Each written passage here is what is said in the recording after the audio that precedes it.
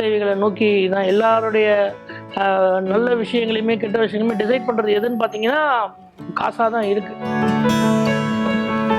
அது இல்லை, நிறைய உறவுகள் நீங்கள் சொன்ன மாதிரி தங்கச்சிக்கு படம் நிறைய படம் வந்திருக்கு. ஆக்சுவலி இது வரைக்குமே தாய்மாமன் உறவா ஒரு ஃபுல் பேஸ்டாக ஒரு அதை பற்றி அதை சுற்றி நடக்கிற கதையாக எதுவுமே இல்லை. ரொம்ப பிடிவாதமா இருக்கிறது அப்படிங்கிறது அந்த பாசம் அது உண்மையான ஒரு சம்பவமா இல்ல? இனிமே அவங்க வரப்போறது இல்லை அப்படிங்கும் போதுதான் அந்த குழந்தைக்கு அந்த ஏக்கமே போகுது. சோ அந்த சொல்யூஷன் எங்க இருந்து எடுத்துட்டு வந்தீங்க? News7 தமிழ் நேயர்களுக்கு வணக்கம். மாமன் திரைப்படம் தாய் மாமனோட உறவை பற்றி ரொம்ப வலுவா பேசக்கூடிய ஒரு திரைப்படம், சூப்பர் டூப்பர் ஹிட் ஆயிருக்கு. சோ இந்த மாமன் திரைப்படம் தொடர்பா பல்வேறு சுவாரஸ்யமான விஷயங்களை நம்ம கூட பகிர்ந்துக்கிறதுக்காக நம்மோட அரங்கத்துக்கு வந்திருக்காங்க அந்த படத்தினுடைய இயக்குனர் பிரசாந்த். வணக்கம் சார். இப்போ இந்த மாமன் திரைப்படம் ரொம்ப சோசியலா ரொம்ப ஹிட்டா இருக்கக்கூடிய ஒரு படம். இந்த கரு எப்படி வந்துச்சு, எப்படி இதெல்லாம் ஒருங்கிணைச்சு ஒரு படமா இன்னைக்கு வந்திருக்கு? நானும் சூரியனும் சேர்ந்து ஒரு படம் பண்ணணும்னு சொல்லி டிசைட் பண்ணோம். அப்போ இப்போ அண்ணன் என்ன மாதிரியான ஒரு படம் பண்ணணும்னு நினைச்சாங்கன்னா ஒரு ஃபேமிலி ட்ராமா பண்ணணும்னு யோசிச்சோம். ஸோ எனக்கு அதில் பெரிய இன்ட்ரெஸ்ட் இருந்தது. விலங்கு மாதிரி அதே ஜானரில் இன்னொரு படம் பண்ணாமல் வேற ஒரு ஜானரில் படம் பண்ணணும்னு நினச்சோம். அப்போது அண்ணனே ஒரு கதை வச்சுருந்தாங்க. ஸோ அண்ணன்கிட்ட போய் அந்த கதையை கேட்டோன்னே எனக்கு அந்த கதை ரொம்ப பிடிச்சிருந்தது. அப்புறம் அந்த கதையிலேருந்து ஒரு ஸ்க்ரீன் பிளேவாக இப்போ நம்ம லைஃப்பில் நடந்தது, நம்ம ஃப்ரெண்ட்ஸ் லைஃப்பில் நடந்தது, நம்ம எல்லாத்துக்கும் டிஸ்கஸ் பண்ணதில் வச்சு ஒரு ஸ்க்ரீன் பிளே ரெடி பண்ணி காமிச்சோன்னா அவர் ரொம்ப பிடிச்சிருந்தது. ஸோ அப்படி தான் அந்த கதையாக உருவானது. நிறைய உறவுகள் இருக்கு. இப்போ அம்மா அப்பா, மகன் மகள், அந்த மாதிரி அப்பா மகள், அப்பா மகன், அந்த மாதிரி. ஸோ இங்கே தாய்மாமன் உறவு அப்படிங்கிறத பேஸ் பண்ணி எதனால படம்? அது இல்லை, நிறைய உறவுகள் நீங்கள் சொன்ன மாதிரி தங்கச்சிக்கு படம் நிறைய படம் வந்திருக்கு. ஆக்சுவலி இது வரைக்குமே தாய்மாமன் உறவா ஒரு ஃபுல் பேஸ்டாக ஒரு அதை பற்றி அதை சுற்றி நடக்கிற கதையாக எதுவுமே இல்லை. இன்னும் இதில் இன்ட்ரெஸ்டிங் ஃபேக்டாக என்னென்னா ஒரு 6 வயசு பையனுக்கும் அவங்க மாமனுக்குமான ஒரு லவ்ங்கிறப்போ எங்களுக்கு அதுதான் அந்த கதையோட புதுசாகவே எனக்கு தோணுச்சு. அண்ணன் சொல்கிறப்பயுமே அதுதான் எனக்கு பயங்கர எக்ஸைட்டிங்காக இருந்தது. ஒரு 6 வயசு பையனை வச்சுட்டு அதனால் அவங்க லைஃப்குள்ளே என்னெல்லாம் சண்டை வரப்போகுது, ஒரு 6 வயசு பையன் என்ன பண்ணிட போகிறாங்கிறது இருக்குல்ல, அதில் ஸ்க்ரீன் ப்ளே பண்ணுறதா கொஞ்சம் எக்ஸைட்டிங்காக இருந்தது, சேலஞ்சிங்காகவும் இருந்தது. ஸோ அதனால் அதை சூஸ் பண்ணுறதுக்கான காரணமாகவே அதுதான் அமைஞ்சுது. அந்த லட்டு கேரக்டர் இருக்குல்ல, இப்ப அந்த லட்டு கேரக்டர் படத்துல பார்க்கும் போது இவ்வளோ பாசமா ஒரு சின்ன பையன் இருக்கான் அப்படிங்கும் போது அது ஓகே. பட் இவ்வளோ எக்ஸாஜரேட்டா பர்சன்ஸ் இன்னும் இருக்காங்களா அப்படின்னு யோசிக்க வைக்குது. ரொம்ப பிடிவாதமா, ஏன்னா ஒரு லெவல் தான். பட் இந்த பையன் லாஸ்ட் வரைக்கும் ரொம்ப பிடிவாதமா இருக்கிறது அப்படிங்கிறது அந்த பாசம் அது உண்மையான ஒரு சம்பவமா? இல்ல, ஒரு சின்ன பையங்கிறதுனாலதான் அது உங்களுக்கு ஒர்க் ஆகுது. இப்போ இன்னும் கொஞ்சம் வளர்ந்துட்டான்னா அவனுக்கு சொன்னா புரிஞ்சிடும். இப்போ பிறந்ததுலேருந்தே அவங்க மாமா அவனை அப்படி பார்த்துக்கிறான், கூடயே வச்சுருந்தான், கூடயே படுத்துவனா எல்லாமே இருந்தாங்கிறப்போ திடீர்னு அவனை பிடிச்சு கொண்டு போனால் அவனுக்குள்ளார ஒரு அந்த வயசில் அவனுக்கு என்ன யோசிக்க முடியுமோ அதான் யோசிக்க முடியும். கிளைமேக்ஸில் அதை தான் ஹீரோ சொல்லுவார், அவங்ககிட்ட கூட நான் சொல்லி புரிய வச்சுருந்துருக்கலாம் அப்படின்னு சொல்லுவார். ஸோ அதை யாருமே ட்ரை பண்ணவே இல்லை. இப்போ தப்பு நீங்கள் அந்த லட்டு கேரக்டருக்கு மேலே கிடையவே கிடையாது. அது குழந்தை, அது என்ன நம்ம சொல்கிறோமோ அதை தான் அதை செய்யும். சுற்றி இருக்கவங்க எல்லாம் ஏன் சொல்லிக் கொடுக்கலங்கிறது தான் கோபமாகவே இருக்கும். ரேகாவுக்கு ஏன் கிரிஜா மேலே கோபம் வருது அப்படின்னா, அம்மாவா கிரிஜா சொல்லி கொடுக்கணும்ல, இதெல்லாம் அவங்க சொல்லி கொடுக்க தவறாங்கிற இடத்துல தான் அவங்களுக்கு கோவம் வருது. இப்ப இந்த இடத்துல என்னன்னா, இப்ப வளர்ந்து வர இந்த டெக்னாலஜி காலகட்டத்துல அந்த உறவுகளோட அந்த நெருக்கம் கம்மியாகிட்டே போகுது. சோ இந்த படமுமே சொல்லி கொடுக்கறது என்னன்னா, ஓவர் அட்டாச்மெண்ட் அப்படிங்கிறது தவறு அப்படிங்கிற மாதிரி சொல்ல வருது. அப்படின்னா இல்ல, ஓவர் அட்டாச்மெண்ட் தவறுங்கிறது கிடையாது. நான் கடைசியா இன்னொரு தாய்மாமன் உருவாகிறான் தானே நான் எடுத்திருக்கேன். இந்த தாய்மாமன் உறவே வேணான்னு நம்ம எடுக்கல. எல்லா உறவுகளுக்குள்ளாரையுமே ஒரு சிக்கல் வரும், அந்த சிக்கல் தானா சரியாகும். அதில் ஒரு சாரி கேட்கறதுல எந்த தப்பும் கிடையாது, ஒரு ஸ்டெப் கீழே இறங்கி போகிறது எந்த தப்பும் கிடையாது. யாருமே எந்த ஈகோவோடையுமே இருந்துக்க வேணாம். சரியாக அதை புரிஞ்சுக்கலாம், அந்த உறவுகளை சரியாக புரிஞ்சுக்கலாம் அப்படிங்கிறத பற்றியான படமே தான் தவிர ரொம்ப நீங்கள் அட்டாச்மெண்ட்டாக இருக்காதீங்க, ரொம்ப லவ் பண்ணாதீங்கன்றது இது இல்லை. ஏன்னா அப்படி சொன்னால் அப்படி ஒரு உறவே வேணான்ற மாதிரி தான். நான் கடைசியாகவுமே இப்படி ஒரு தாய்மாமன் வேணும், சரியான தாய்மாமன் வேணுங்கிறது தான் நம்ம கிளைமேக்ஸ்லையுமே அந்த பையன் தாய்மாமன் ஆகிறது தான் கிளைமேக்ஸ். ஸோ ஆடியன்ஸுமே அப்படி தான் அதை ரிசீவ் பண்ணியிருக்காங்கன்னு நம்புகிறேன். உறவுகள் எல்லாமே வேணும், அந்த உறவுகளை திரும்ப ஞாபகப்படுத்துறதுக்கான படமாக தான் இது இருக்குன்னு நம்பினேன். ஏன்னா எனக்கு அந்த தனித்தனியாக இருக்கிறதுல எனக்கு எந்த உடன்பாடும் கிடையாது. எனக்கு நம்ம கூட்டு குடும்பமாக இருக்க முடியாட்டினாலுமே அட்லீஸ்ட் எல்லாருமே அப்பா அம்மாவோட சேர்ந்து இருக்கணும். ஏன்னா இப்போ நீங்கள் சொல்கிற இப்போ இருக்கிற காலகட்டத்தில் ரொம்ப ஃபாஸ்ட்டாக போயிட்டுருக்கோம். நம்ம ஒரு பண தேவைகளை நோக்கி தான் எல்லாருடைய நல்ல விஷயங்களையுமே கெட்ட விஷயங்களையுமே டிசைட் பண்ணுறது எதுன்னு பார்த்தீங்கன்னா காசாக தான் இருக்குது. அதை நோக்கி நம்ம போயிட்டு இருக்கிறப்போ இந்த உறவுகள் எல்லாத்தையுமே நம்ம மறந்துடுறோமே. அதை ஒரு 5 நிமிஷம் உட்காந்து யோசிச்சா அவங்கள போய் ஒரு தடவை பார்க்குறதுல இந்த சித்தப்பா சித்தி மாமன் மச்சான் உறவுகளுக்குள்ள என்ன இருக்குது, அதை ஏன் நம்ம பார்க்காம விட்டோம், இப்போ இருக்க 2K கிட்ஸுக்கு அது வந்து கடத்தாமல் இருக்கோங்கிறதுக்காக தான் இது.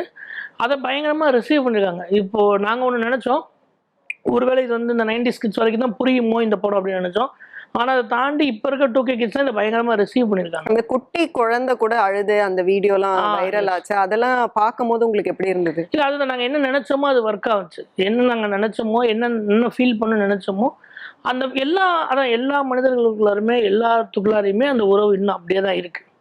அதை நம்ம மறந்துட்டு வேற வேலை செஞ்சுட்டு இருக்கோம். திடீர்னு அதை ஞாபகப்படுத்துறப்ப அந்த குழந்தைய எங்கள் மாமா ஞாபகம் வந்துருச்சு அப்படின்னு சொல்றது வந்து பயங்கர இமோஷனலாக இருந்தது. அது வேணும்ல, எவ்வளோ காசு கொடுத்தாலுமே அந்த இமோஷன் கிடைக்காது. ஸோ அதை ஞாபகப்படுத்துகிற ஒரு படமாக இருக்குது. இதை பார்த்து நிறைய பேர் நிறைய ஆடியன்ஸ் வந்து நாட் ஒன்லி அந்த சின்ன குழந்தை மட்டும் இல்லை, ஒரு பாட்டி வரைக்குமே வந்து அவங்களுக்குள்ளார அவங்க மாமா உறவோ அவங்களுடைய கணவரோ அவங்களுடைய அண்ணனோ தம்பியோ அக்காவோ தங்கச்சியோ எல்லாருமே ஞாபகப்படுத்துகிறாங்க. எல்லாத்தையும் ஞாபகப்படுத்தி பார்த்துக்கிறாங்க. அவங்களுக்குள்ளார இருக்கிற அவங்களுக்கு நடந்த விஷயங்கள் எல்லாத்தையுமே திரும்ப ரீகால் பண்ணி பேசிக்கிறாங்க. நான் எனக்கு தெரிஞ்ச 2-3 பேர் நான் தேட்டர்லேயே அதை பார்த்தேன். எங்கள் அக்கா கூட பேசி 10 வருஷம் ஆச்சு, நான் ஃபோன் பண்ணி பேச போகிறேன், நான் ஒரு பையன். ஒரு அக்கா சொல்கிறாங்க, என் தம்பி கூட நான் பேசவே இல்லை, எங்கள் அண்ணன் கூட நான் பேசவே இல்லை, ஆனால் பேசணும், இந்த தடவை கூப்பிடணும். ஸோ எப்பயுமே நம்ம ஊர் சைட்லேயே இல்லை ஒரு எல்லா இடத்துலையுமே ஒரு ஃபங்க்ஷன் நடக்கும். அந்த ஃபங்க்ஷனில் கூடுவோம் எல்லாமே. அப்போ ஒரு ஒரு ஒரு ஒரு ஒரு இது கிரியேட் ஆகும், ஒரு சுச்சுவேஷன் கிரியேட் ஆகும் அவங்ககிட்ட நம்ம பேசுறதுக்கு. சண்டை போட்டிருந்தாலுமே எது இருந்தாலுமே அது பிறப்போ இறப்போ எது வேணாலும் இருக்கலாம்.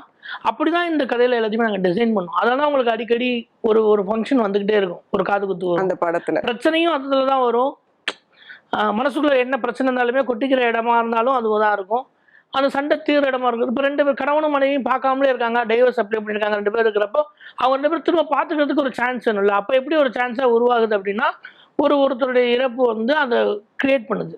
ஸோ அங்கே வந்தப்போ அவங்களுக்குள்ள பார்த்துக்கிறாங்க. அவங்க ஒரு கணவன் மனைவி எப்படி வாழ்ந்தாங்க, அதை வாழ்ந்த வாழ்க்கை அவங்களுக்கு தெரியும். நம்ம சொந்தக்காரங்க நம்ம கூட இருந்தவங்க சொந்தக்காரங்க செத்து போனாதான் அப்படி இருக்கும், நம்ம தாத்தா பாட்டி செத்து போனாதான் அப்படி இருக்கும்னு இல்லை. நம்ம ரொம்ப பழகினவங்க ஒரு கணவன் மனைவி ரொம்ப இதாக இருந்தாங்க, அவங்களோட இழப்புமே வந்து நமக்குள்ளார ஒரு பெரிய மனமாற்றத்தை ஏற்படுத்தும். அப்படிதான் அதை டிசைன் பண்ணும். அது அப்படிதான் ஒர்க் ஆச்சு. அந்த விமல் வந்துட்டு மேஜிக் பண்ணுவார்ல, அந்த சீன் பத்தி சொல்லுங்க. ஏன்னா ஒருத்தர் வந்து நமக்கு ரொம்ப பிடிச்ச ஒருத்தவங்க தான், அவங்க வந்து இல்லைங்கும் போது அந்த குழந்தையோட அந்த வலி அதுல அப்படியே தெரியும். ஸோ அப்ப வந்து ஒரு மேஜிக் பண்ணியாவது நான் அவரை கொண்டு வந்துடுறேன் அப்படிங்கும் போது அந்த குழந்தை மேஜிக்கலாவது அவங்க வருவாங்க அப்படிங்கிற அந்த சிச்சுவேஷன் எப்படி நீங்க எந்த ரியல் ஸ்டோரியில இருந்து எடுத்தீங்க? இல்ல, இது கதையை அண்ணன் கொடுக்குறப்பவே ஒரு நல்ல மொமெண்ட்ஸா இருக்கிறப்ப இந்த மேஜிக் சீனும் இருந்தது. என்னன்னா இப்போ குழந்தைங்கிறப்போ ஒரு மேஜிக் பண்ணி, இப்போ குழந்தை என்ன கேட்கும், இறந்து செத்து போனவர் வந்து மேஜிக் பண்ணி தானே வர வைக்க முடியும். ஸோ அந்த மேஜிக் எங்கே நடக்கும்? ஒரு கல்யாண வீட்டில், இந்த மாதிரியான இல்லை ஒரு ரோட்டில், இல்லை ஒரு சர்க்கஸில் இப்படி தான் நடக்கும். அப்போது ஒரு கல்யாண வீட்டில் இந்த மாதிரி நிறைய கல்யாணங்கள்ல இந்த மாதிரி மேஜிக் ஷோ இதெல்லாம் பண்ணுறாங்க. ஸோ ஒரு கல்யாண வீட்டில் ஒரு மேஜிக் ஷோவாக பண்ணி அது குழந்தையோட பாயிண்ட் ஆஃப் வியூவில் அது இருக்கணும். குழந்தைக்கு என்ன வேணும் உனக்கு, நான் மேஜிக் பண்ணி உனக்கு சாக்லேட் வைக்கிறத வைக்கிறேங்கிறப்போ உனக்கு பிடிச்சது என்னன்னா, எனக்கு பிடிச்சது எங்கள் மாமா தான், மேஜிக் பண்ணி நல்லா வர வைக்க முடியுமாங்கிறது அவன் குழந்தையோட கேள்வி. அப்போ இவங்களோட பிளானுமே வருவார், உனக்கு முத்தம் கொடுத்துட்டு போவார். இதை யார் நம்புவா? வேற யாரும் நம்ப மாட்டாங்க, குழந்தை தான் நம்புவோம். அப்படிங்கிறப்ப அந்த சுச்சுவேஷனை கிரியேட் பண்ணோம். இப்போ விமலனை ஏன் அதில் நம்ம நடிக்க வச்சோம் அப்படின்னா, இப்போ வேற எந்த கேரக்டர் பண்ணாலும் இவன் வருவானா வரமாட்டான்ற ஒரு டவுட் இருக்கும், ஒரு பெரிய கியூரியாசிட்டி இருக்காது. பட் ஒரு பெரிய ஆக்டர் செலிபிரிட்டி உள்ள வர்றப்போ கண்டிப்பாக இவங்க 2 பேரும் சேர போறாங்கிறத ஆடியன்ஸ் வந்து நினைக்க வச்சு அப்புறம் அதை பிரேக் பண்றதுக்காக தான் அவரை இது பண்ணும். அது அதே மாதிரியே ஒர்க் ஆச்சு. ஓகே, இந்த படத்துல வந்து அந்த குட்டி பையனா நடிச்சிருக்கிறது, ரொம்ப எக்ஸ்ட்ராடினரியா நடிச்சிருக்கிறது உங்களோட பையன். ஸோ எப்படி உங்க பையனை இதுக்குள்ள எடுத்துட்டு வந்தீங்க? அதான் இந்த கதையை அண்ணன் என்கிட்ட சொல்றப்போ, இப்போ எனக்கு 6 வயசுல பையன் இல்லைன்னா இந்த கதை எனக்கு கனெக்ட் ஆயிருக்குமான்னு எனக்கு தெரியல. ஒரு 6 வயசுனால பிரச்சனை வரும் தம்பி அப்படின்னு சொன்னார்னா, ஒரு எனக்கு அக்கா பையனோ தங்கச்சி பையனோ இருந்ததுன்னா மேபி தெரிஞ்சிருக்கும். எனக்கு இல்லை. பட் எனக்கே 6 வயசு ஒரு பையன் இருக்கிறப்போ அவன் என்னெல்லாம் பண்ணுவான், அவன் வந்து நமக்கு டார்ச்சராக இருப்பான். ஏன்னா இப்போ என்னை விட அவனை யாரும் லவ் பண்ண முடியும்? ஆனால் அவனே எனக்கு டார்ச்சராக சில நேரங்களில் இருப்பானா. இவனை அவசரமாக நம்ம வெளியே போவோம், வேலைக்கு கிளம்பிட்டு வேகமாக போகிறப்ப நானும் வருவேன், என்னையும் கூப்பிட்டு போன்னு சொல்லி அடம் பிடிப்பான்.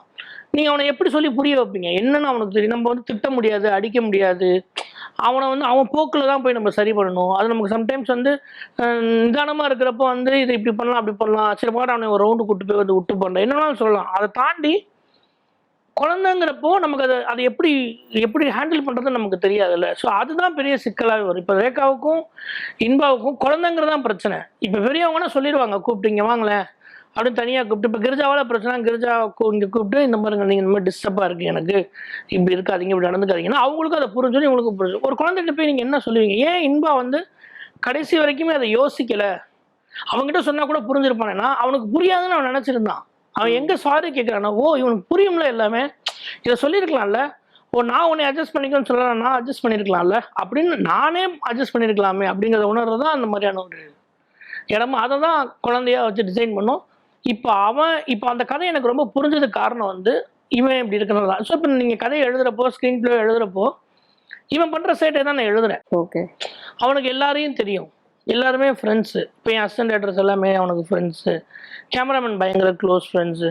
ஸோ அவனுக்கு இந்த ஸ்பாட்டுன்றது வந்து அவனுக்கு ரொம்ப பழகி போன இடம். அவனுக்கு வந்து அதில் பெரிய பயமோ ஒரு கேமரா பார்த்துற பயமோ அது எதுவுமே இல்லை. அப்படிங்கிறப்ப அது எனக்கு ரொம்ப ஈஸியாக தட் அப்படின்றது. ஓகே, இப்போ ஊர்ல வந்து இந்த படம் வந்ததுக்கு அப்புறம் இவ்வளோ ஹிட், ரொம்ப நல்லாவும் நடிச்சிருக்காரு. ஸோ ஸ்டார் ஆயிட்டாரா ஊர்ல? ஆமாம், இல்லை அவர் இங்கே ஊர்ல இல்லை, இங்கேயே ஸ்டார் ஆகிட்டார். இன்னும் நாங்கள் திருச்சிக்கே போகல. நான் ஷூட் முடிஞ்சு ஒரே ஒரு நாள் மட்டும் தேட்டர் விசிட்டுக்காக போனோம். அப்போ தேட்டர் உள்ளே நுழைஞ்சோடனே ஹீரோவை கேட்குற மாதிரி, சூரியனை கேட்குற மாதிரி லட்டுவையும் அதிகமாக எல்லாருமே பயங்கரமாக கத்தி ஃபோட்டோ எடுத்து எல்லாம். ஏன் லட்டுன்னு பேர் வச்சிருக்கீங்க? இல்லை, அவனை நான் லட்டுன்னு தான் கூப்பிடுவேன். அவனோட பேர் ஒரிஜினல் பேர். நாங்கள் சின்ன வயசுலேருந்தே அவனை லட்டுன்னு தான் கூப்பிடுவோம். ஸோ அதை அப்படியே அந்த சைஸாக அப்படி லட்டு மாதிரி இருக்கானுங்கனால அதை அப்படியே படத்தில் யூஸ் பண்ணுவோம். இப்போ இந்த படத்துல வந்து சூரிய அவர்களுடைய கேரக்டர் அண்ட் வந்து அவர் வந்து என்ன மாதிரி உங்ககிட்ட பேசினாரு, இந்த படத்துல நடிச்சதுக்கு அப்புறம் அவரோட ஃபீல் எப்படி இருக்கு? இப்போ வெளியாகி இவ்வளோ ஹிட், நிறைய பேர் வந்து அந்த அந்த கேரக்டரை உள்வாங்கி நிறைய குழந்தைகள் அழுகுறாங்க, நிறைய பேர் அழுகுறாங்கும் போது இப்போ அவரோட ஃபீல் எப்படி? அவர் பயங்கர ஹாப்பியா இருக்காரு. அந்த படம் ஆரம்பிச்சதுல இருந்தே, இந்த கதையா ஸ்கிரீன் பிளேவா சொன்னதுல இருந்து அவர் கதையை பயங்கர எக்ஸைட்டிங்கா தான் சொன்னாங்க. அந்த கதை கேட்டதுல இருந்து நான் எப்படி ரிசீவ் பண்ணோம், இது என்ன நடக்கும்னு நினைச்சோமோ அது எல்லாமே கரெக்டாக நடக்குது. இந்த படம் ஆரம்பிச்சதுலேருந்து ஷூட் பண்ணதுலேருந்து எல்லாமே கரெக்டாக முடிஞ்சுது. சொன்ன டேட்டில் சொன்ன மாதிரி. ஏன்னா நாங்கள் December 12 தான் ஆரம்பித்தோம், May 12 படம் ரிலீஸ். ஸோ ஒரு 5 monthsக்குள்ளார ஒரு படம் எடுக்க முடியுமா, இப்படி நிறைய சேலஞ்சஸ் இருந்தது. அது எல்லாத்தையுமே நாங்கள் சொன்ன மாதிரி கரெக்டாக முடிச்சு அதே டைமில் ரிலீஸ் பண்ணி நாங்கள் எப்படி எந்த ஆடியன்ஸ் ரிசீவ் பண்ணுவாங்கன்னு நினச்சோமோ அதே மாதிரி ரிசீவ் பண்ணி இப்போ அது பயங்கரமாக செலிப்ரேட் பண்ணுது. அவரு பயங்கர ஹாப்பியாக இருக்கார். அவருடைய எல்லா இன்ஸ்டா ட்விட் எல்லாத்தையும் பார்த்தீங்கன்னா அவருடைய எல்லா சந்தோஷத்தையும் வெளிப்படுத்திருக்காரு. ரொம்ப பயங்கரமாக இதுக்காக போய் அவரும் இதை ப்ரமோட் பண்ணணும், இதை வந்து எல்லாத்தையும் கொண்டு போய் சேர்க்கணுங்கிறதுலையுமே ஊராக போய் ஷூட் ஆரம்பிக்கிறதுக்கு முன்னாடிலேருந்தே அவர் படம் ரிலீஸ்க்கு முன்னாடிலேருந்தே அவர் ஆரம்பித்தவர் தான். இப்போ தான் ஒரு லாஸ்ட் வீக்கில் தான் அவர் ரிலாக்ஸ் ஆகிருக்காரு. ஓகே, ஸோ அதனால் அவர் பயங்கர ஹாப்பியாக இருக்கார். இப்போ இந்த படத்துல வந்து ஒரு ரொம்ப சுவாரஸ்யமான ஒரு விஷயம் என்னன்னா, அந்த பையனுக்கு வந்து ஒரு சொல்யூஷன் ஒன்று வச்சிருப்பீங்கல்ல, அது வந்து மாமா வந்து இறந்துட்டாரு அப்படிங்கிற அந்த ஒரு விஷயத்த வச்சு, ஏன்னா வந்து இனிமே அவங்க வரப்போறது இல்லை அப்படிங்கும்போது தான் அந்த குழந்தைக்கு அந்த ஏக்கமே போகுது. ஸோ அந்த சொல்யூஷன் எங்கேருந்து எடுத்துட்டு வந்தீங்க? இல்லை, அது கதையில இருந்தது. என்ன அதுதான் இப்போ சொல்லுவான்ல, அவன் வரமாட்டான், அவன் செத்துறேன்டா விட்றா அப்படிமா ஒரு கோவத்தில். அந்த மாதிரி அக்கா சொன்னது தான். ஸோ ஒரு குழந்தைய செத்துட்டா என்ன பண்ணுவான், ஏன் செத்துட்டீங்களா, ஏன் ஃபோட்டோ வைக்கலாம் அவனே கேட்பான். அப்போ அதுலேயே அந்த கதையிலேயே அதை தான் சொல்லியிருப்போம். அவனே கேட்டான் ஃபோட்டோ வைக்கணும், அவனே ஃபோட்டோ வச்சான், அவனே மாலை போட்டான், அவனே பொட்டு வச்சான் அப்படின்றது வந்து யதார்த்தமாக ஒரு குழந்தைகிட்ட சொல்லுவோம்ல. பட் அதை போய் தடுத்தாங்கன்னா, ஏன் தடுத்த, இப்போ ஏன் அதான் மாமா தான் செத்து போயிடுச்சு, நீ ஏன் ஃபோட்டோ வைக்க விட மாட்டேங்கன்னா அவங்க அம்மாவை கேள்வி கேட்பான். கேள்வி கேட்குறப்ப இல்லைடா மாமா சாகலைன்னு சொன்னால் அப்போ மாமாவை கூப்பிட்டு போமா. அப்புறம் திரும்ப அழுவான். திரும்ப அழுத சமாளிக்கிறது கஷ்டம். அப்போது சரி ஓகே அப்படின்னு சொல்லி அது யாருக்கும் தெரிய வேண்டாம், சரி இவனை கொஞ்ச நாள் சமாதானப்படுத்தும், கொஞ்சம் வளர்ந்துட்டனா சரியாயிரும், கொஞ்சம் போகட்டும் இப்போ இருந்து. ஏன்னா அவள் 10 வருஷமா ஒரு கஷ்டப்பட்டு ஒரு குழந்தை இல்லாமல் ஒரு குழந்தை பெற்றிருக்கா. ஸோ அவளுக்கு அவன் பையன் எவ்வளோ முக்கியங்கிறது அவளுடைய பாயிண்ட் ஆஃப் வியூலேருந்து, அவளோடதுலேருந்து. நான் அந்த தப்பை செய்யலை, அவன் செய்கிறான், நான் அதை தடுக்கலை. ஆனால் தப்பு தான், அது எனக்கு புரியுது. இது என் தம்பிக்கு தெரிஞ்சா கூட அவன் ஒன்றும் சொல்ல மாட்டான். ஏன்னா என் தம்பி என்னை அவ்வளோ லவ் பண்ணுறான், நான் அவனை அவ்வளோ லவ் பண்ணுறேன். இப்போ ஏதோ ஒரு சுச்சுவேஷன்னால அவன் பொண்டாட்டிக்காக இப்படி போயிருக்கான், இப்படி தான் அவளோட தாட் ப்ராசஸ். ஸோ அதனால் அது ஒன்றும் எங்களுக்கு வந்து அது நம்ம வார்த்தையில் சொல்லுவோம், அதை ஃபோட்டோவை வச்சு ஒரு சீன் பண்ணுறோம். இப்போ ஸ்வாசிகா கேரக்டர் பற்றி சொல்லுங்கள். அவங்களோட நடிப்பு ரொம்ப நல்லா இருந்தது. ஸோ அந்த கேரக்டர் உங்களுடைய லைஃப் ஸ்டைல்லேருந்து எடுத்தது. ஸோ அப்போ வந்து அதோட உண்மை சம்பவம் பற்றி சொல்லுங்கள். இல்லை, கிரிஜா அந்த கேரக்டர் வந்து அதுதான் என்னென்ன எந்த இடத்துலையுமே இந்த இந்த கதையில் ஒவ்வொருத்தரும் ஒவ்வொரு சுச்சுவேஷனில் வில்லன் ஆவாங்க. என்னன்னா இந்த படத்தில் ஒருத்தர் வில்லன் டிசைட் பண்ணக்கூடாது, அவன் ரொம்ப கெட்டவனாக இருக்கும். இந்த படத்தில் யாருமே கெட்டவங்க கிடையாது. எல்லாருமே அவங்கவுங்க சுச்சுவேஷனில் அவங்கவுங்க பாயிண்ட் ஆஃப் வியூலேருந்து பார்த்தா இது எல்லாமே நியாயமாக இருக்கும். என் பாயிண்ட் ஆஃப் வியூலேருந்து நான் பார்க்குறேன், எனக்கு நான் என்ன பண்ணுறேன், இப்படி தான் வந்து பெற்றிருக்கேன், நானும் அவனை கூப்பிட்டு போய் ஊர் ஊராக சுற்ற சொன்னேன். அவன் தான் நான் கூடயே இருந்தான், பக்கத்துலேயே படுத்திருந்தான். திடீர்னு போனால் எப்படி போக முடியும், எப்படி இவனால் தாங்க முடியும்? இப்போ இவனை கொண்டு போய் ஹாஸ்பிட்டலில் போய் அழுகுறான்னா அழுகை நிறுத்தவே மாட்டேங்கிறான். இவன் இவ்வளோ அழுவான்னு எனக்கு தெரியாது. ஹாஸ்பிட்டலில் போனால் இன்னும் அழுகானா அவனுக்கு ஃபிக்ஸ் வந்துருங்கிறாங்க. அப்போ என் பிள்ளைய விட்டு நான் எப்படி இருக்க முடியும்? அவனுக்கு அவன் பொண்டாட்டி இவனு தானே முக்கியம். ஏன்னா என்கிட்ட சொல்லிட்டு கூட போல அவன், நான் இப்படி போகிறேன்க்கா, எதுவுமே என்கிட்ட சொல்லவில்லை. திடீர்னு நைட்டு இருந்தால் காலையில் காணோம். அவன் போனதுக்கான காரணம் இவளுக்கு தெரியாது. அவன் வந்து அப்பா கூட இருக்கட்டும்னு சொல்லி தான் போயிருப்பான். அதுதான் ஒரு ஸ்ட்ராங் ரீசனாக என்ன பண்ணோன்னா, இவெல்லாம் நீ மாமாவாக இருந்தால் அப்பா விட்டுட்ட அப்படின்றப்போ அவனுக்கு ஒரு கில்ட்டாகவும், ஓ அப்போ நான் தான் தடையாக இருக்கணும். அவனே சொல்லுவான், லட்டுவே சொல்லுவான், நீ வந்து ஏன் அவனுக்கு மாமா இல்லையா, அதான் அப்பாவே எல்லாம் செஞ்சாரான்னு கேட்பான். அப்போ நான் தான் தடையாக இருக்கேன்னு நினச்சா அவர் அந்த கில்ட்டில் போவார். ஆனால் இங்கே அக்கா என்ன ரிசீவ் பண்ணுவாங்கன்னா, அவன் பொண்டாட்டி பேச்சை கேட்டு போயிட்டான். யூஸ்வலாக என்ன நினைப்போம், அதான் நினைப்போம், பொண்டாட்டி பேச்சை கேட்டு தனியாக கூப்பிட்டு போயிட்டான், என் பிள்ளை முக்கியம் இல்லை, நான் முக்கியம் இல்லை, எங்கள் குடும்பம் முக்கியம் இல்லை, இந்த ஊர் முக்கியம் இல்லை, எதுவுமே முக்கியம் இல்லைன்னு அவன் பொண்டாட்டி பேச்சை கேட்டு போயிட்டானா அப்படின்னு அக்கா பாயிண்ட் ஆஃப் வியூலேருந்து பார்த்தா இந்த கதை கரெக்டாக இருக்கும் அக்காவுக்கு. ஸோ அப்படி இந்த கேரக்டரை அவங்க ரொம்ப அழகாக ரிசீவ் பண்ணி ஒரு 10 வருஷம் குழந்தை இல்லாதவங்க எப்படி இருப்பாங்களோ அப்படி இருந்து அது எல்லாத்தையுமே இமோஷனாக இருக்கட்டும், ஹாப்பினஸாக இருக்கட்டும், சண்டை போகிறதா இருக்கட்டும், அதுக்காக மன்னிப்பு கேட்கறதா இருக்கட்டும், ரொம்ப பியூட்டிஃபுல்லாக அவங்க வந்து அவங்களோட கேரக்டர் கரெக்டாக புரிஞ்சுக்கிட்டு எந்த இடத்துல அவங்க மேலே கோவம் வரும் நம்ம நினைப்போமோ அந்த இடத்துல கோவம் வர மாதிரி அவங்க நடிப்பாங்க. அது நமக்கு ஸ்பாட்லேயே தெரியும். அவங்க நடிக்கிறப்ப இந்த இடத்துல அந்த பொண்ணு மேலே அவங்க கோவம் வரும்னான்னு தோணும். அந்த மாதிரி அவங்க வந்து பயங்கரமாக ஒரு பெர்ஃபார்ம். அதே மாதிரி ஒரு சைடு வந்து தாய் மாமாவோட உறவு, அவரோட பாசம் வந்து ரொம்ப எக்ஸ்ட்ராடினரியா இருக்கு. அப்படிங்கும்போது இங்க அப்பா தன்னால அந்த இடத்த வந்து ரீப்ளேஸ் பண்ண முடியல. குழந்தை வந்து அப்பா அப்படிங்கிற கேரக்டரே வந்து எல்லாருக்குமே, எல்லா மகன்களுக்குமே மகள்களுக்குமே வந்து அதிக அன்பு அப்படின்னு தான் இருக்கு. ஸோ அப்படி இருக்கும்போது தாய் மாமன் உறவு, அவரோட பாசம் இங்க பெருசா இருக்கு. அப்படிங்கும் போது இவர் வந்து லோவா ஃபீல் பண்ண மாட்டாரா? அதெல்லாம் இருக்கு. அப்பா கூடயே இருப்பானுங்க, திடீர்னு மாமா வந்து ஓடிடுவானுங்க. ஏன்னா அவர் இல்ல ஒரு சீன்ல வந்து நீங்க வச்சிருப்பீங்க, அப்பா வந்து ரொம்ப நாள் கழிச்சு ஸ்கூலுக்கு அவனை கூப்பிட போவாரு. அப்ப வந்து அந்த அளவுக்கு தாய் மாமனை ரிசீவ் பண்ற அளவுக்கு பையன் இல்லைங்கும் போது ஒரு அப்பாவா ரியலிஸ்டிக்கா இப்படிதான் இருக்குமா? ஸோ உண்மையான ஒரு விஷயத்த அவன் சொன்னதை கேட்டு தான் நான் வந்து அதை சொன்னேன். அவன் சொன்னா எங்க மாமா இருக்கிறப்ப எங்க அப்பா அடிக்கடி வந்து பார்ப்பாரு, ஸ்கூல்ல வந்து பார்ப்பாரு. நான் என்னை வந்து பார்க்கறதுக்காகவே சாக்லேட் வாங்கிட்டு வந்து பிஸ்கெட் வாங்கிட்டு வந்துட்டு ஸ்கூல் டைம்ல என்னை கூப்பிடுவார். அப்பதான் நான் வந்து பார்ப்பேன், அப்பதான் சாக்லேட்டுக்காவது வருவேன், பிஸ்கெட்டுக்காவது வருவேன்னு என்னை கூப்பிடுவாரு. வெளியே வந்து நான் அந்த பிஸ்கெட்டை மட்டும் வாங்கிட்டு ஒரு மூஞ்ச கூட பார்க்காம போயிடுவேன்.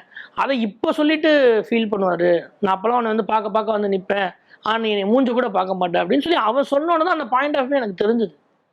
ஸோ அதை இதுக்குள்ளார நாங்கள் ஃபிட் பண்ணோம். இன்ட்ரோலாம் கரெக்டாக. ஓகே. ஐஸ்வர்யா லக்ஷ்மி அவங்க வந்து ரியல் லைஃப்ல ஒரு டாக்டர், இந்த படத்துலயும் டாக்டரா ரொம்ப நல்லா நடிச்சிருக்காங்க. ஸோ அவங்களை எப்படி உள்ள கொண்டு வந்தீங்க? இல்லை, அது இந்த கதையில ஒரு குழந்தையோட ஆப்போசிட்ல நிற்கிற மாதிரி இருக்கும் பட கதையாவே. அப்படி இருக்கிறப்போ எந்த இடத்துலையுமே அந்த பொண்ணு மேலே நமக்கு கோவம் வந்துடக்கூடாது. அந்த பொண்ணு பக்கத்தில் போய் நம்ம நிற்கணும். கேரக்டராக அப்படி இருந்தாலுமே நமக்கு அவன் மேலே ஒரு பெரிய லவ் வரணும். ஒரு அரகன்ஸாக ஃபேஸில் இருந்துடக்கூடாது. அப்போ ரொம்ப சாஃப்டான அந்த முகத்திலே ஒரு ஒரு ஒரு லவ் இருக்கணுங்கிறதுக்காக இந்த மாதிரி பண்ணலான்னு பார்க்குறப்போ அந்த பொண்ணு ஹோம்லியா, அந்த பொண்ணோட ஃபேஸில் ஒரு சாஃப்ட்னஸ் இருக்கும். ஸோ அதெல்லாம் அப்ரோச் பண்ணோன்னே அவங்க கதையை கேட்டாங்க. ஃபஸ்ட்டு தடவை நரேட் பண்ணோன்னே அவங்க அந்த கதைக்கு ஓகேன்ட்டாங்க. அவங்க சொன்ன மாதிரியே சொன்னதை விட அதிகமாகவே இதில் சூப்பராக பண்ணிட்டாங்க. ஓகே. அதே மாதிரி ராஜ்கிரண் சார், விஜய் மேம் அவங்களோட அந்த காம்பினேஷன் அதுவும் ரியல் ஸ்டோரியில இருந்து எடுக்கப்பட்டதா? ஏன்னா அவங்களோட அந்த அன்பு அது டெலிவர் பண்ண விதமாகட்டும் எல்லாமே சூப்பர்பா இருந்துச்சு. ஸோ அது எப்படி வந்துச்சு? அது படம் நாங்கள் ஷூட் போகிறதுக்கு ஒரு வாரத்துக்கு முன்னாடி தான் டிசைட் பண்ணோம். அப்படி ஒரு கேரக்டர் உள்ளே வச்சு ஒரு லவ் ட்ராக் ஒன்று பண்ணிக்கலாம் அப்படின்னு சொல்லி யோசிச்சோம். நிறைய நியூஸில் நீங்கள் படிச்சிருப்பீங்க, மனைவி இறந்து போனால் ஒரு 2 நாள்லேயே கணவர் இறந்து போயிட்டாரு அப்படின்னு நிறைய நம்ம நியூஸில் படிச்சுட்டு நான் நிறைய கேள்விப்பட்டது தான். நாங்கள் ஷூட் பண்ணிட்டு இருக்கிறப்ப கூட ஏதோ ஒரு திருவிழையிலேயே முதல்ல அதே மாதிரி ஒரு மனைவி இறந்தோடனே ஒரு 2 நாளில் அவங்க கணவர் இறந்துட்டார்.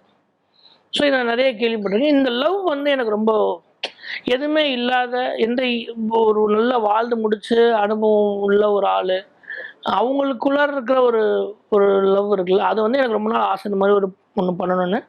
அதுதான் நம்ம ஃபேமிலியிலேருந்து எடுக்கிறது, நம்ம பார்த்தது, இப்போ அப்பா அம்மா கிட்ட இருந்து பேசுறது எடுக்கிறது, என் ஒய்ஃப்ட்ட இருந்தது எல்லாத்தையும் எடுத்து சின்ன சின்ன மாண்டேஜஸாக மாற்றி இந்த நியூஸ்லேருந்து எடுத்து அதை வந்து ஒரு சீனாக பண்ணி இதனால் அவங்க மாறுறாங்க. அவங்க வந்து ஒரு இறப்பு வந்து ஒருத்தவங்க வாழ்க்கையில் மாற்றும். ஏன்னா இப்படி ஒரு வாழ்க்கை வாழ்ந்துருக்காங்க. அவங்க நம்ம நேரில் பார்க்குற வரைக்கும் சண்டை போட்டுகிட்டே இருந்தாங்களே, ஆனால் அந்த அம்மா இல்லாமல் இந்த ஆளில் இருக்க முடியல பாரு அப்படின்றது இருக்குல்ல, அதானே கணவன் மனைவி உறவாக பார்க்குறோம். ஸோ அதை ஒரு ஐடியாவை வச்சு பண்ணோம்.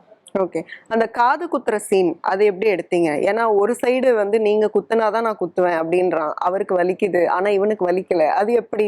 இல்லை அதுதான் இப்போ குழந்தைய என்ன சொல்லுவோம், வலிக்காதா அப்படி செய்ய பார்ப்போம் அப்படிமோல்ல, அப்படிதான் சொல்லுவோம். நீங்கள் நம்ப மாட்டீங்க, இந்த படத்தை நாங்கள் ஷூட் பண்ணிட்டு இருக்கிறப்ப அதே மாதிரி ஒரு நியூஸ் வந்தது. ஓகே, தாய் மாமா வந்து காது குத்திக்கிட்டாருன்னு சொல்லிட்டு மதுரையில என்னன்னு எனக்கு தெரியல. அந்த நியூஸ் எடுத்து ஏன்னா இப்படி ஒரு சீன் சொல்றப்போ இந்த சீன் வந்து இது என்ன நம்பகத்தன்மையா இல்லையே அப்படின்னு சொல்லி ஒரு அளவு கடந்த அன்பு வச்சிருக்கான், அதெல்லாம் அவன் குத்திக்கிறான், அது ஒன்றும் சாதாரண. இப்போ காது தான் எல்லாமே குத்திக்கிறாங்களே, பசங்களுமே குத்திக்கிறாங்க, அது ஒரு சாதாரண விஷயம் தானே அப்படின்ற மாதிரி தான் அதை நாங்கள் பண்ணோம். அந்த சீனெல்லாம் நாங்கள் ஷூட் பண்ணி முடிச்சதுக்கப்புறம் அதே மாதிரி நான் ஒரு நியூஸ் ஒன்று படித்தேன். அதை அந்த ஃபோட்டோ போட்டு எல்லா சேனல்லையுமே அந்த நியூஸை போட்டாங்க. இந்த மாதிரி தாய் மாமா வந்து மடியில் உட்காந்து அவனுக்காக குத்திக்கிட்டான் அப்படின்னு சொல்லி. ஸோ இது எல்லாமே நடக்கிறது தான். இது நான் ஒன்றும் புதுசாக ஃபேண்டஸியான ஒன்றுமே நாங்கள் ஒன்று எழுதலை. அது ஆல்ரெடி ஒரு லவ் தான். இப்போ என் பையன் என்கிட்ட அடம் பிடிச்சா நான் குத்து தான், அவனு வேறு வழி இல்லை. சரி, அதை ஒரு 2 அடி போட்டு சொல்லலாம், பட் அந்த நேரத்தில் அழுக விட வேணாம், இது ஒன்றும் சாதாரண விஷயம் தானே, இதை பண்ணிட்டு போகலாமே, பண்ணலாமே அப்படின்னு நினச்சி பண்ணுறது தான். ஒரு படத்துல சண்டை அப்படின்னா நிறைய படத்துல பாருங்க ரொம்ப அடிதடியா இருக்கும், சண்டையா இருக்கும். ஐயோ இது சம்டைம்ஸ் வந்து ஐயோ ரொம்ப அடிச்சுக்கிறாங்க, பார்க்கவே முடியல அப்படிலாம் இருக்கும். இந்த படத்துல ரொம்ப அழகா அந்த நரேஷன் வந்து ரொம்ப அழகா இருந்தது. ஏன்னா அவர் சொல்லிக்கிட்டே இருப்பாரு, சண்டை போடக்கூடாதுப்பா, சண்டை போடக்கூடாது, அதாவது டீச் பண்றது சண்டை போடக்கூடாதுன்னு சொல்றாரு. அதே மாதிரியே வந்து அவரை தாக்காம எஸ்கேப் ஆகுற மாதிரி தப்பிக்கிறது அப்படிங்கறதும் சண்டையில இருந்து, அதாவது அதுவும் ஒரு சண்டைதாங்கிற மாதிரி இருந்துச்சு. ஒரு ஃபேமிலி படம் எப்படி கண்டிப்பா ஃபேமிலியோட வருவாங்க, குழந்தைங்களோட வருவாங்க, இது எல்லாமே ஐடியா தான் எங்களுக்கு. இந்த படம் கண்டிப்பா குடும்பத்தோட வந்து பார்ப்பாங்க, குழந்தைங்களும் வந்து பார்க்கும். ஒரு சின்ன பையன் இருக்கான், அப்போ கண்டிப்பா ஒரு குழந்தைய வந்து பார்க்கும். அப்போ அந்த குழந்தை இருக்கிறப்ப சண்டை போடுறத வந்து என்கரேஜ் பண்ணக்கூடாது. ஆனால் ஒரு சண்டை சீன் இருந்தால் அழகாக இருக்கும், ஃபேண்டஸியாக இருக்கும். இப்படி ஏன்னா ஒரு மாமானா இப்படி இருக்கணும் அப்படி இருக்கணும் நம்ம ஒரு இமேஜினேஷன் இருக்கும்ல, அப்படி ஒரு மாமாவாக தான் இருக்கும். தப்பு பண்ணால் தப்பு பண்ணால் அடிச்சு தான் ஆகணும், அதில் வேறு வழியே இல்லை. அப்படி தப்பு பண்ணாலுமே நம்மளா போய் சண்டை போடக்கூடாது, வாண்டடாக சண்டை போடக்கூடாது, சும்மா எல்லாத்துக்கும் போய் சண்டை போட்டுட்டு இருக்கக்கூடாது. ஒரு சின்ன பெண்ணை அடிச்சுட்டாங்கிறதுக்காக அவர் போய் சண்டை போடுறதுல வந்து ஒரு நியாயம் இருக்குது அப்படின்னா அதை பண்ணோம். இன்னும் அதை கொஞ்சம் ஹியூமராக பண்ணுவோம், குழந்தைங்களுக்காக பண்ணுங்கிறதுக்காக அதை பண்ணோம். அது உண்மை ஸ்டைலாக நல்லா இருந்தது. மிக்ஸ்டு ரிவ்யூஸ்ல வந்து உங்களை அதாவது அப்படியா அப்படின்னு யோசிக்க வச்ச ரிவ்யூ ஏதாவது இருக்கு? இல்லை என்னன்னா எனக்கு தெரியாது, நான் ஆக்சுவலாக பாண்ட சார் தான் ஒர்க் பண்ணேன். பட் நான் அப்புறம் தான் இதோட ஹிஸ்ட்ரி எடுத்து பார்த்தா எல்லா ஃபேமிலி படங்களுமே ஒரு மிக்சட் ரிவ்யூவில் தான் ஆரம்பிக்குது. ஸோ நம்ம அந்த அனலைஸ்லாம் போல நம்ம இதை கொடுத்தோன்னா ஒரு ஆடியன்ஸ் ரிசீவ் பண்ணிடுவாங்க, அவங்களுக்கு பிடிச்சிருக்குன்னு சொல்லுவாங்க அப்படின்னா. பட் ஒரு சிலருக்கு எல்லா படங்களும் எல்லாருக்கும் பிடிக்கணுங்கிற ஒரு த்ரில்லர் விரும்புகிறவனுக்கு கண்டிப்பாக ஃபேமிலி ட்ராமா பிடிக்காது, ஃபேமிலி ட்ராமா விரும்புறவங்க சில பேருக்கு த்ரில்லர் பிடிக்காது. ஸோ எல்லாரையும் நம்ம 100% சாட்டிஸ்ஃபை பண்ண முடியாது. ஆனால் நமக்கு என்ன பயந்துட்டோம்னா, ஐயோ இப்போ கடைக்குடி சிங்கத்துக்கு இதே மாதிரி ஒரு மிக்சட் ரிவ்யூ இருக்குது, நம்ம வீட்டு பிள்ளைக்கு இப்படி ஒரு மிக்சட் ரிவ்யூ இருக்குது, இது எனக்கு தெரியாது. ஸோ இப்போ எங்கள் டைரக்டர் என்ன பண்ணுறாருன்னா, படம் பார்த்துட்டு அவருக்கு ரொம்ப பிடிச்சிருந்தது, அவரும் என்கிட்ட கூப்பிட்டு சொன்னார், இந்த படம் ஒர்க் ஆகும், நீ வேணா பாரு அப்படின்னாரு. இல்லை சார் இந்த மாதிரி ஒரு மிக்ஸ் அதெல்லாம் ஒன்றும் இல்லை, இந்த படம் ஒர்க் ஆகும், நீ வேணா பாரு, கடைக்குடி சிங்க ரிவ்யூ எடுத்து பாரு, நம்ம வீட்டு பிள்ளை ரிவ்யூ எடுத்து பாரு, அது அப்படிதான் இருக்கும். பட் அது வந்து போக போக அது வந்து புரிஞ்சிடும், நம்மளோட டார்கெட்டட் ஆடியன்ஸ்ன்னு இருக்கு, அவங்களுக்கு வந்து இது ரிசீவ் ஆகிடும், இது ஒர்க் ஆகும் அப்படின்னு அவர் எனக்கு பயங்கர கான்ஃபிடென்ட் கொடுத்தாரு அந்த அன்னைக்கு ஃபர்ஸ்ட் டே. ஸோ அது மாதிரி தான் அது. Sir thank you so much. ரொம்ப வெற்றிகரமான ஒரு திரைப்படத்தை இந்த சமூகத்துக்கு கொடுத்துருக்கீங்க. எல்லா ஆடியன்ஸோடையும் இது வந்து கனெக்ட் ஆகியிருக்கு. இந்த படத்துக்கும் இனிமேல் நீங்கள் பண்ண போகிற நிறைய ப்ராஜெக்ட்ஸ் நீங்கள் பண்ணுவீங்க. ஸோ அதுக்கும் சேர்த்தே வந்து நியூஸ் 7 தமிழ் சார்பாக வாழ்த்துக்கள். Thank you so much. தேங்க்யூ.